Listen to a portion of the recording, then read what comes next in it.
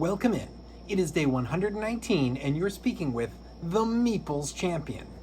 And today we're going to be jumping into one of my oldest Kickstarters, a game that I haven't been able to get to the table in quite some time, but I really want to get it back out, especially having been doing all these reviews.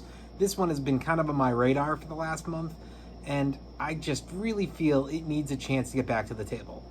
That game is Triassic Terror. So Triassic Terror is a game about dinosaurs, and the concept of the game is that you're either playing anywhere from a 2 to 4 player game or 5 or 6 player game. You can flip the board to 2 different sides and get to look in and see at the size of the actual map.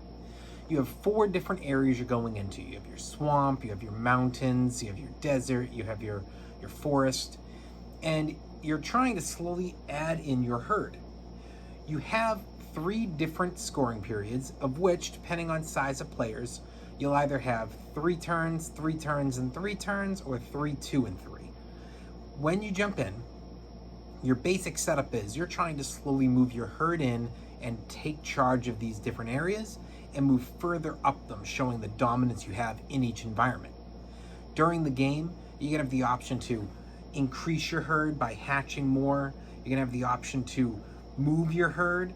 If you move them within the same area, you can move further up, trying to get better domination within your environment. Or you can make the decision that instead you want to move adjacent and you want to go over to another environment, at which point you lose 1 dino on the trip.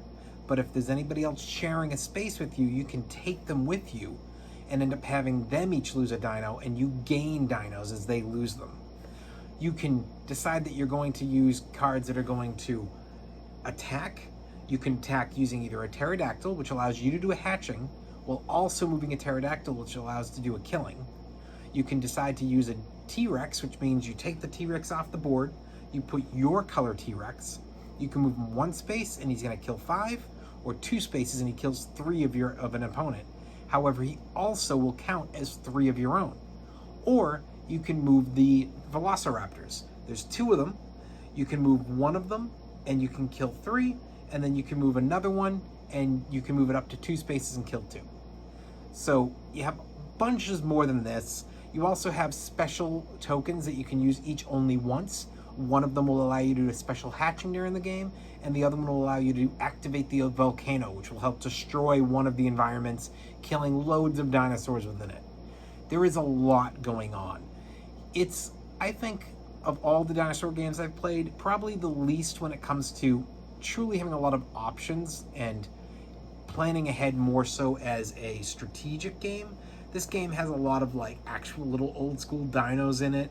It's fun. I think kids see it and they get excited because they get to play dinosaurs. But there's some game here, and it was one of the earliest Kickstarters. I actually missed the Kickstarter by a day. I messaged the creator and said, hey, I missed your Kickstarter, can I join in? And he said, sure, not a worry, send me your info. He ended up just throwing my stuff in and sent me a copy of the game along with everybody else that had a good at it. But when you go to my Kickstarter page, it doesn't acknowledge that I actually backed this game because I technically didn't back it during its actual run. So it was really cool that I got to grab it, and I played it a bunch back in the day with my group of friends. We probably played this a good 12+ times. It was a real hit for us for a while before we really started finding bigger and better games. But why don't we jump in, let's talk about our 7 categories and see where this game lands today and how it compared to back then.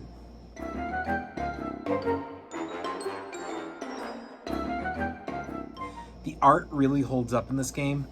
I know that this is almost just an old school type feel when it comes to the setup of the front of this. I don't know if it would grab people in a store, but for me, I love the chaos of the dinosaurs just fighting on the front.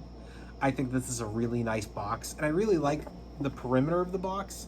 I can't tell if you can see this, but it's got basically scales, and I think that's a nice little additional. You know, they were thinking ahead.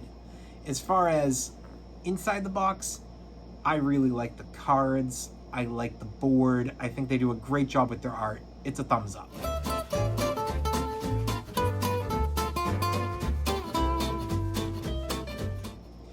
The components, they put some money to the components. Like I said, you have a lot of actual dinosaurs. These are little plastic figures, which are cool. And then you've got your actual little wooden meeple dinosaurs. You've got your first player marker for your T-Rex. You've got a lot of little wooden cards to represent your 6 options, but then you've got your little basic cards for your environment grabs. Now, these aren't the best quality for the environment grab cards, but they're not horrible. They're just, I don't know if they would wear through time. I've had this game for almost 12 years now, so I suppose based on how much I played it back in the day, and I haven't seen any wear, looks like they actually hold up quite well.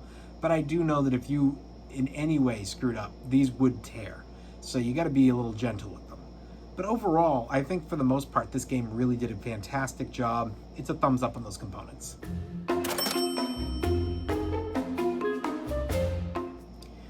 The price is difficult because this game isn't available anymore. You don't find this ever in a store. You're never going to see it in a Target or a Barnes & Noble. And if you're looking online, if you do find it, I mean, it was $60 back in the day. I can't imagine you're getting this for less than probably $70, $80, maybe $90, because it's a rare game now. It had one run. It never went to stores. That makes it hard to get, and probably something that's going to get overcharged.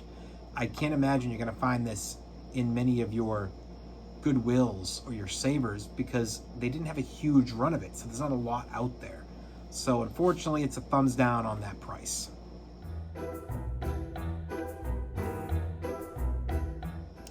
The difficulty is that this isn't that difficult. I think that kids and new players can enjoy this game.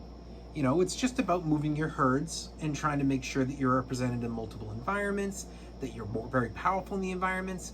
You know, you're going to get paid out in points 3 times in a game, so you can focus in on just making sure you get paid out for those rounds. Or you could be thinking long term and make sure, okay, I want to at least be able to represent in each of these for my 8-point bonus at the end for being in all the environments. Or make sure that you're powerful because you get an 8-point bonus per environment that you're number 1, and a 4-point bonus if you're number 2. So if you decide to invest long term, you could end up deciding, I just want to make sure I'm at least in every environment and I'm at least 2nd place. That way I end up getting in 24 points. You know, 1 8-point for being in all 4, and then 4 second placers, 4 apiece. If you can pull off a first, that's great. So there's ways to invest there that I think are easy enough. But there is a lot going on with the moving of the pterodactyl, of the raptors, of the T-Rex. Who's the last one to move the T-Rex? When are you activating your volcano? When are you activating your special hatch? What environments are you attacking early compared to late? There's enough here that I think at least for a one-time play, an expert or an experienced player can enjoy the game. I'm going to give it a thumbs up.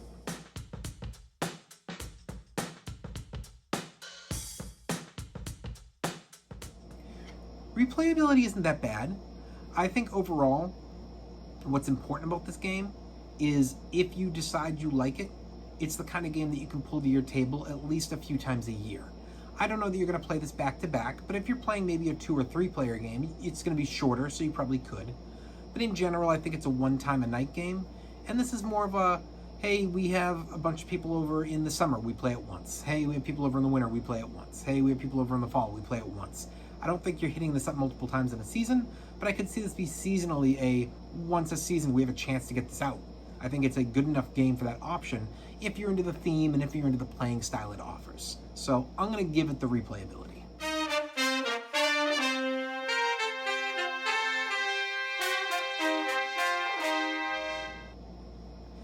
I already spoke to it. The keys to victory are there. I mean, do you want to go for your late game or your early game?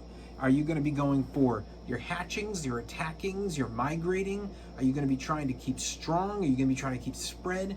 There's a lot of options, and I don't feel that anything is guaranteed better or worse. It's all about how you're adapting to what your opponents are doing and how they're adapting to you. You have to keep on top of each other. That's what makes a good game, so it's a thumbs up there.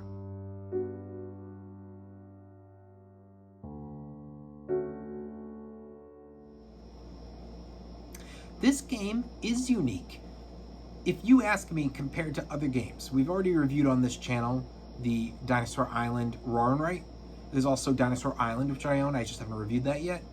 If you were to ask me, this one's the worst of the 3. But this one's also, because of it being made when it was made, the style it was made in, and the reason why it's good, but it's not one I would jump at over those, it is unique. There's not another game like this. It's the reason it's in my collection. Otherwise, I would have let it go by now. But even though I don't play it very often, I do think that its playstyle is extremely unique, and I don't want to give that up. So it's a big thumbs up on that unique. Overall, what do I think? I think this is a game that is not worth your money necessarily. I wouldn't jump at it and be spending money, even if I found it at its original price or even a little off. I don't think I would be dropping money on this game for the average person, or even for the heavier gamer.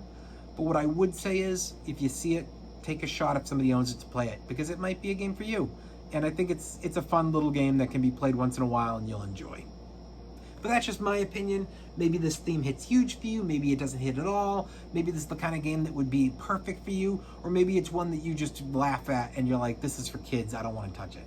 It's up to you to make those decisions, see what's worth time for your table, for your friends, for your money, and for your actual playing on a game night with your group. Well, it has been day 119, and we've been talking about the game Triassic Terror, and you've been speaking to the Meeples Champion.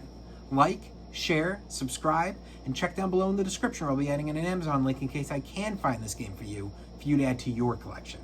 Until next time, I'll talk to you tomorrow.